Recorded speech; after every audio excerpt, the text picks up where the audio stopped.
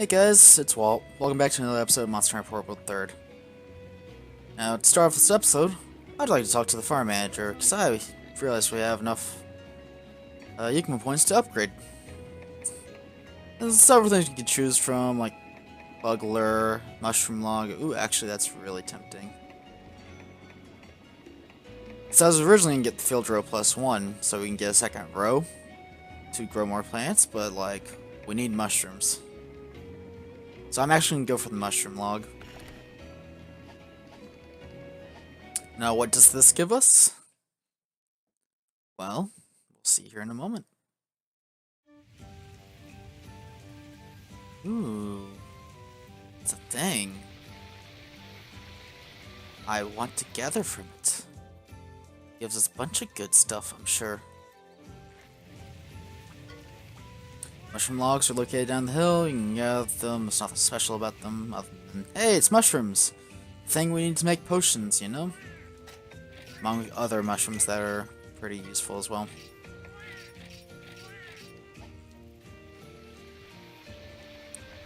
Let's see what we got here. So 1 blue mushroom, 2 toadstools.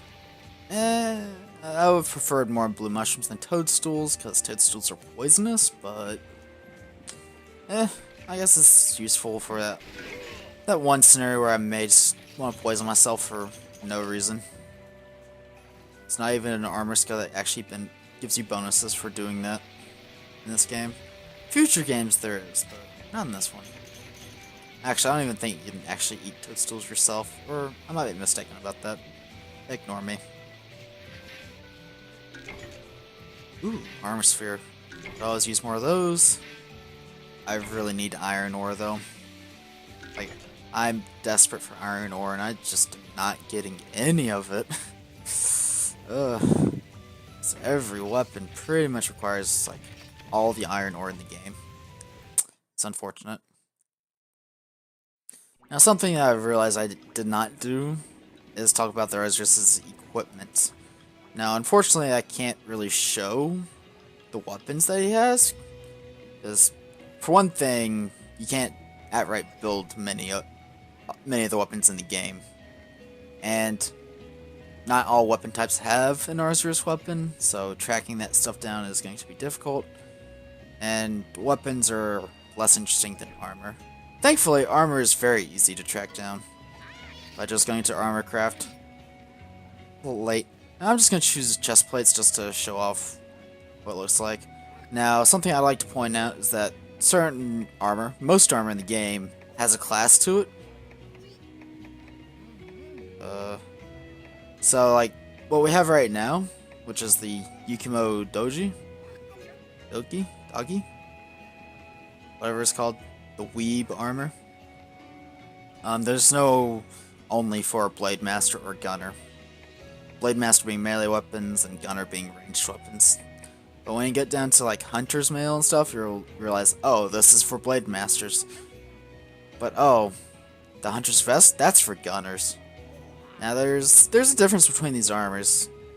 Not only are they exclusive to certain weapons, like melee weapons and ranged weapons, they also have stat differences and... Oh, I went a little crazy. Oh, I'm still going crazy. Okay, anyway. Where was I? Typically, Blade Master armors have higher defense and lower elemental resistances. Since you're up close, you want that higher defense to negate damage. And ranged attacks from elemental strikes from monsters, you know, they're not going to hit you because you're up close. So, that's the thing. While Gunner armor have less defense because, you know, you need more room to carry stuff. But they also have higher elemental resistance, contrary to the Blade Master armor. Now, another little tidbit about exclusive armors is that, oops, their exclusivity does not apply to the head at all. So, I guess to another point, another difference between Blade Master and Gunner armor. Very occasionally, they'll have a slight difference in skill points, which, if you're, you know, being a spreadsheet master building a set that gives you very specific skills using armor for multiple different monsters, sometimes you're going to end up having to use the gunner helmet to get that one extra point in this one specific skill to activate it. As you can see, the hunter's helm gives less skill points than the hunter's cap, except for the hunter's helmet, you also get an extra point in speed setup compared to the gunner's helmet. Now, another thing for gunners that they may want to consider is using the slots to quote-unquote fix the arm skill points and use the Blade Master helmet for that extra bit of defense. That's just an option. Figure I'd throw it out there. However, we came here originally to check out the Arzuros armor because, I mean, I could cover all these armors, but here's the thing. You're 99 times out of 100, you're not going to use plain old armor outside of the starting armor. You're going to want to get that sweet, sweet monster armor, because that stuff is sick looking. It even has a different color because it's more rare. As you can see, the Arzuros armor has more defense than anything that we can make up to this point. Yeah. Quite significantly. Much better than the starting armor by like 11 defense per piece, which is ridiculous. Now the skills it gives stun, which if you get to like 10 points, I can't remember if it half stun or negate stun.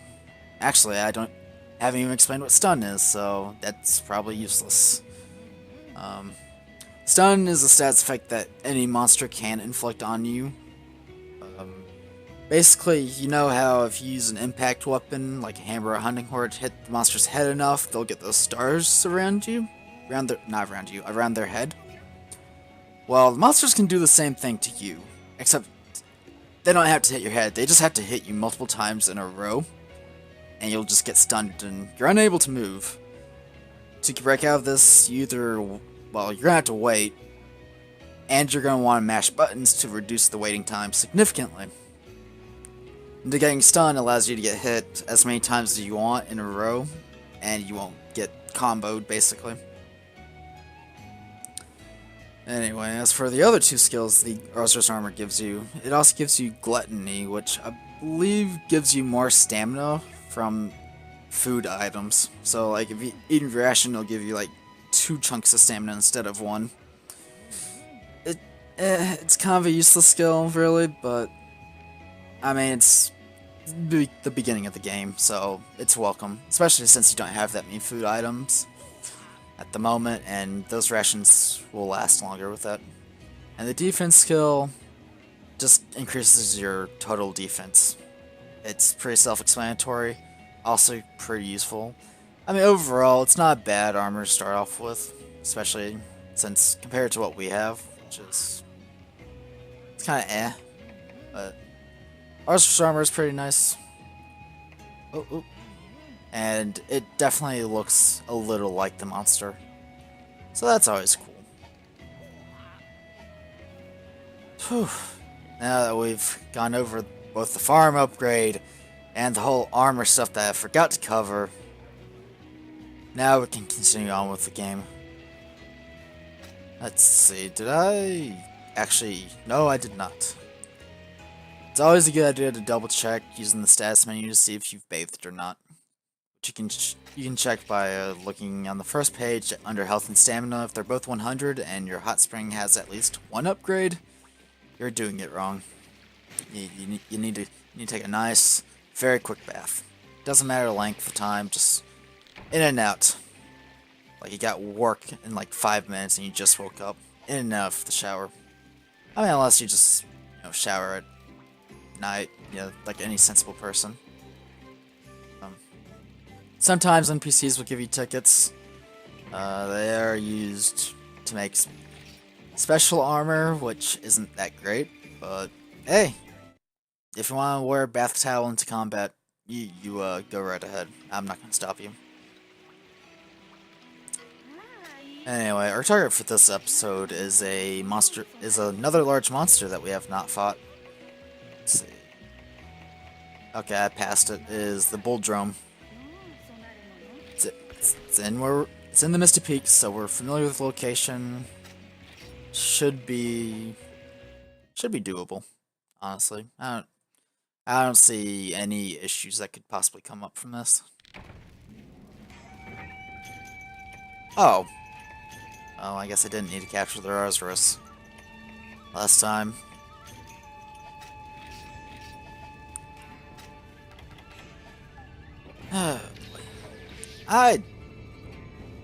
I like to think I know where the Bulldrome is, but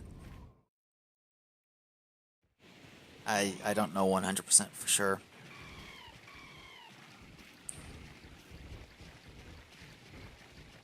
So I'm thinking he's in 5, but he may not be. And I should honestly start smacking any rocks I see, because I am desperate for iron ore. I keep getting earth crystal. Oh, thank God. Well, I think. Well, that's not iron ore, but still thank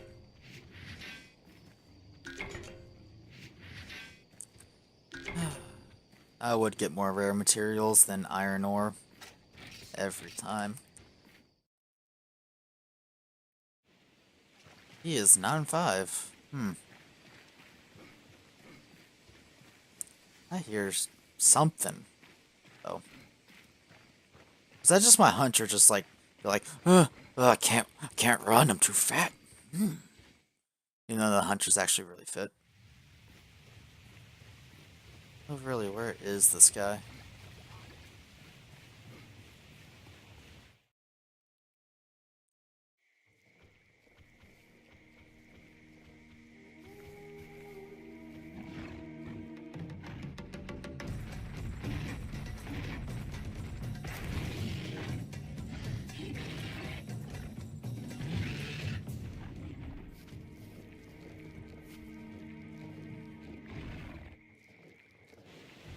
Oh, judging from that cutscene, this guy's an asshole.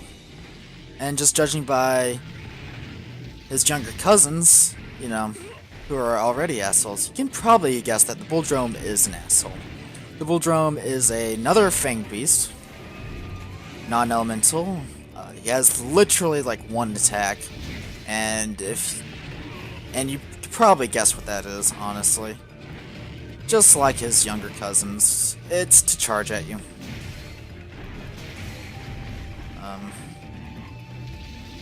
Personally, I hate the Bulldrome just from a design perspective, just because he's largely uninteresting, and he's just really annoying, as you can see.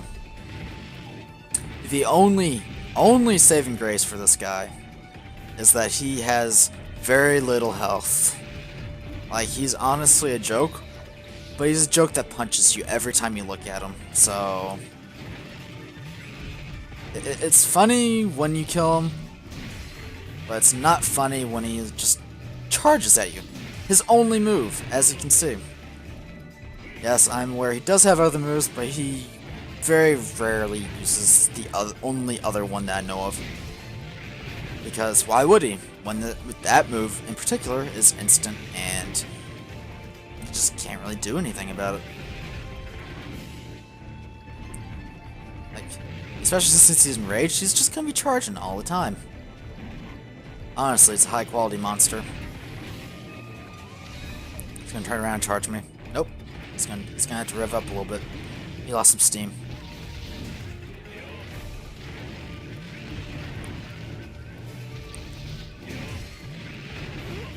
Like,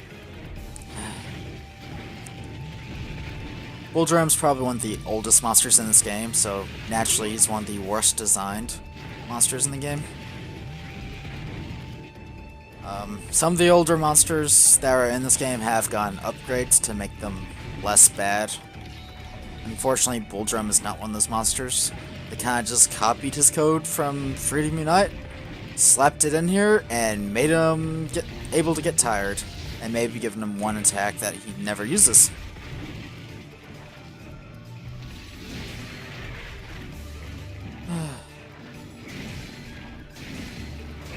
Honestly, I kind of wish this guy wasn't even in this game, because, like, he doesn't add much to the game.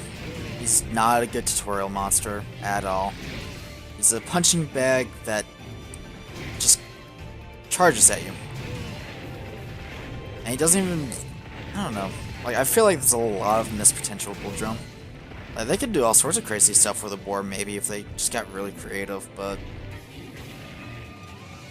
Bull Drum is easily the most broken monster in this game. On so many levels. Like, from the instant charges to whatever he's doing right now. Even his limp is, like, really jank. It's like, why are you in here, Bull Drum? Have you lost the way? Do you know the way? Did I just quote that meme? Also, that's its limp. I'll let that sink in for you. A Bull Drum fleeing the area is normally him charging away, but you know, why try to implement a limp for a board when they could just reuse a walking animation from the bullfango for the Bull Drum?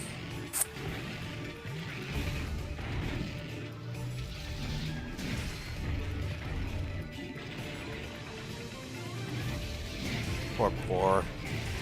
Oh, that's his other attack. It's a miracle that you even saw it, honestly. And back to what works, which is just run into me. The attack.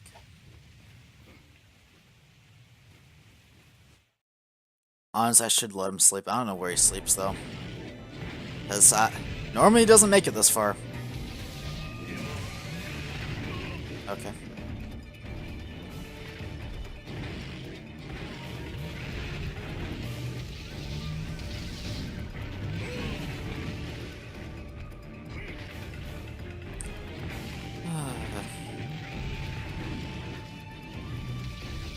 It's just not really much more to say about this guy. He's very uninteresting.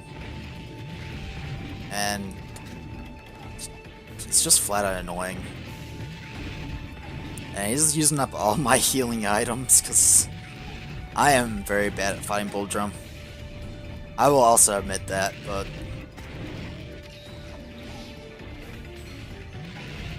really, Bug?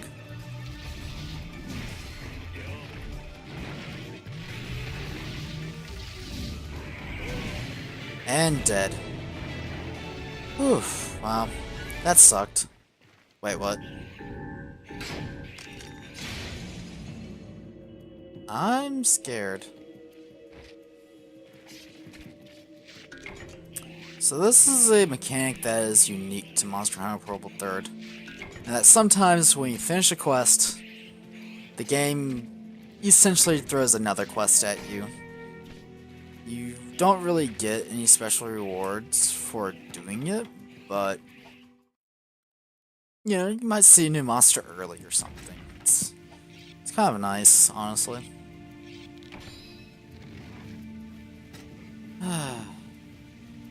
Of course, it kind of scares the crap out of you when you first see that happen, because it's just like the sirens and stuff.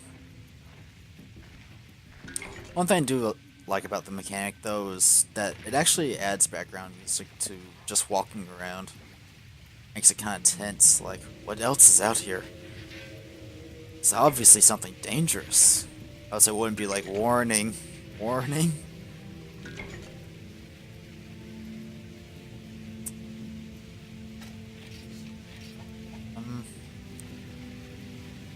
Let's use this time to mine, though.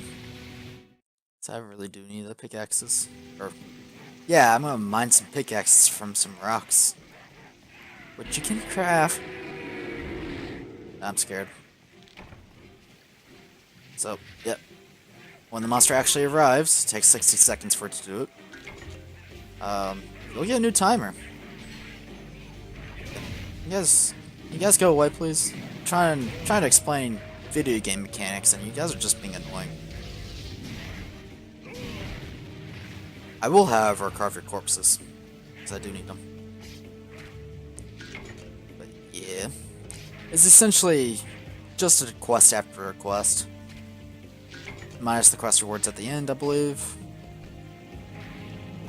Most of the time, like, these are completely optional. You do not have to complete them at all. It's just kind of a neat little thing. And honestly, it just doesn't come up much, and I wish they had more incentive for you to do them. Because it's a really cool feature, like, if you got bonus rewards, like, more so than, like, a normal quest from the monster, after, like, the second monster in the quest, like, what we're about to find, it would be worth fighting him. Unfortunately, that is not the case.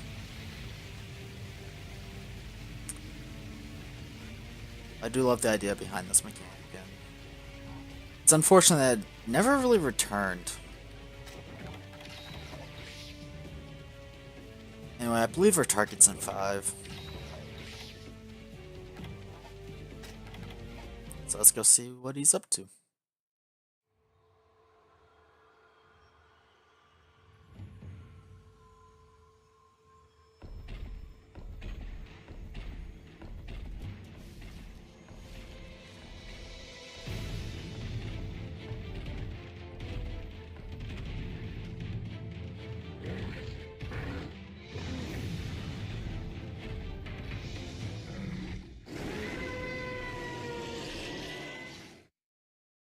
Dangerous monster has arrived. Go back to the village, select Go to Village in the menu.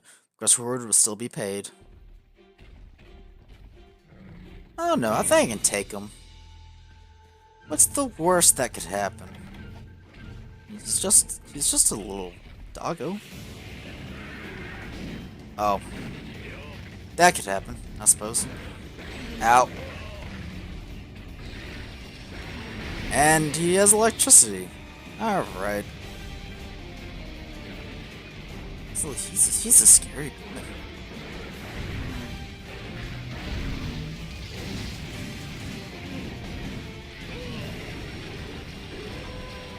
Surely I can take this guy right now. Oh.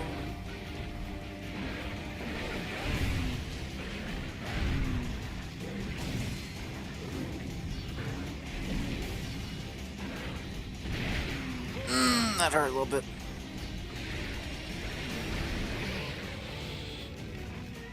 I think I got him. I can totally beat him. This bug is annoying the shit out of me, though.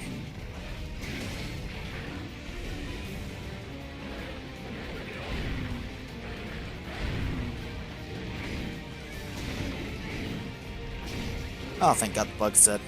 The real monster's dead. I'd actually take on the other guy. He's just a poor boy. Oh no. Oh.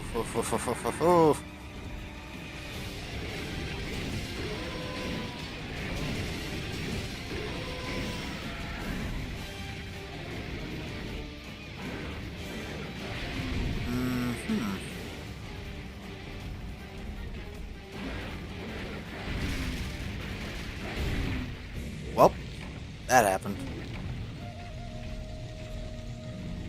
So, when you run out of health in this game, you don't actually die.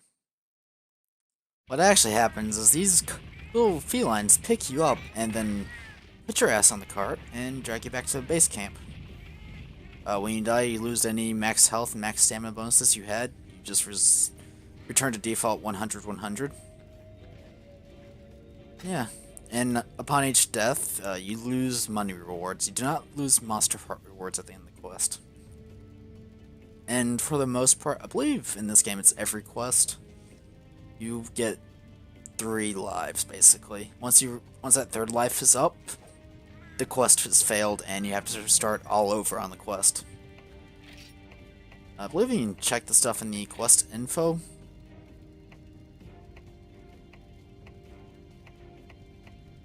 Somewhere. Maybe you can't actually see that. Oh, okay. It's kind of hard to tell. Oh well. So, I'm gonna take the game's advice and go to Village because there's no way I can take that guy on right now. Our equipment is just terrible and can't fight that guy. He's too powerful. He's got electric and stuff and, like, we've never seen electricity before. Oh yeah, what a beautiful end screen. So, for our troubles for killing the big boar, Bulldrum, get bones, his hide, and a tusk. Wowee. What a reward. If I can avoid it, I'm never going to fight Bulldrum again. Now, that warning thing is a one-time thing for that quest in particular. If you redo that quest, the electric boy will not show up again. So, you can't just abuse that to fight electric boy early. We will get to him, though. We will have our revenge. Oh my, are you alright, Hunter? You don't look well. Oh, you end up running into another monster. Perhaps that was an ogre? Wow, how did you guess that from my expression? But yeah, the electric boy is called as an ogre. He's a guy. So it's like, oh, first a bear, now a doggo. Of course, an Arceus is like nothing compared to a Zinogre. Oh no. Guess we must prepare you to fight him. That'll be quite a ways away, honestly. Do I have enough points? No. So another thing to point out is that once you get the mushroom log, you're not done with it. You can still upgrade it, so it gets better as you get further in the game. Everything in the farm gets better. So anyway, I guess we should talk about Bulldrum's armor now. So we'll just go to the chest that we cannot see. However, we can see the bath towel set, which is really just us naked. Alright, let's go for the helmet, maybe? We really just like not get anything from the Bulldrum.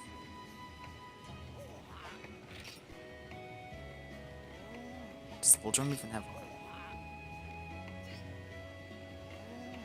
I am. That's unfortunate. I am gonna have to fight the Bulldrum again. Because the Bulldrum must have some other item. So I'd like to point out how armor is unlocked in this menu. Armor is unlocked, at least visible to the player, based off of the top item of what is needed. So for the bath towel, you can see it from like if you have a hot spring ticket, you can see this item in your foraging menu. It's really unfortunate that we can't actually see the Bulldrum set, because I'm pretty sure it's in this game. Can't even get the bath towel down here, like for the waist. Like that's where the bath towel is. Come on. That's unfortunate, honestly. Honestly, it really is. Ugh. But we did make it through that quest somewhat alive, at least. So that's good. I am short on potions, though. And potion economy is a very important thing in this game. Like, especially early on when you don't have the means of making many potions. Like, it's always frustrating, like, oh, I have to use a potion in this fight. Oh. And I had to use like 5 of them against Bulldrum, which is like one of the weakest monsters in the game. Feels really bad. But unlike a lot of the other monsters in this game, Bulldrum's just a bunch of bull. So, at least other monsters, you can tell when they're gonna attack you. Most of the time. There are exceptions. There are always exceptions, but at least I like those fights a bit more, because they have more than just one move. They have like 2. Woohoo! Huge improvements. But, you know,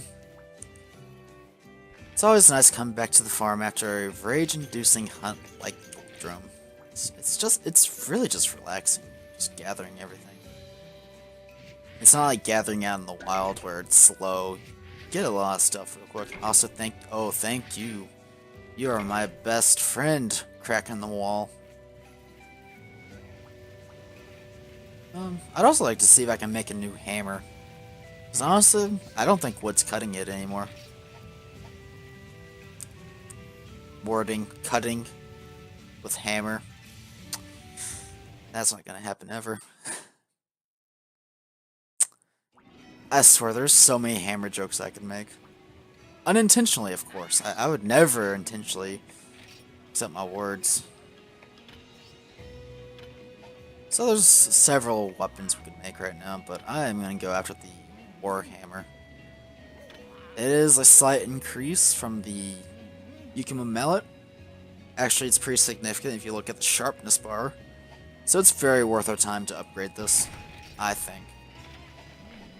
So now we deal slightly more damage, and upgrade it again eventually. The only problem is, Belite ore. You cannot get that from the Misty Peaks. I unfortunately do not know where you can get that, but as soon as I find out, you bet I'm going to go get that upgrade hammer. Because you see that color there next to yellow? It's green. Green sharpness is king in the early game. Because, you know how I mentioned how sharpness improves your damage as you go up levels? Well, lower levels of sharpness have an additional modifier on them to make you do even less damage with them. And how this modifier works is a bit silly. Like, they overcomplicated it because the modifier is dependent on what part of the attack you're doing. It's how much it lowers your weapon. Like, if you're just like starting the attack, it lowers it by a lot. If you're like in the full force of the attack, like towards like take the hammer and you're like slamming down on the ground, like, and the hammer's like towards the ground, like it'll barely take anything off. But the problem is, like, a lot of your attacks when you're starting them up, your weapon's going to collide with the monster, so you get that really bad modifier, and you will not get the less bad modifier, if that makes sense. This is the case with later games for sure, but it is probably a thing in Portal 3. If you're playing like for Ultimate or Generations, you will definitely want to get to green sharpness as soon as possible. And in any Monster Hunter game, you want to get green sharpness as soon as possible, because soon enough, yellow is not going to cut it against even early monsters. Yellow is atrocious, so definitely get that green. However, I think that's enough for this episode. We've had a long day of farming, talking about armor, and getting our asses handed to us. So, Swalt signing out, and I hope to see you guys next time where we actually go somewhere new. Yay, we can finally escape these misty mountains. See you guys then.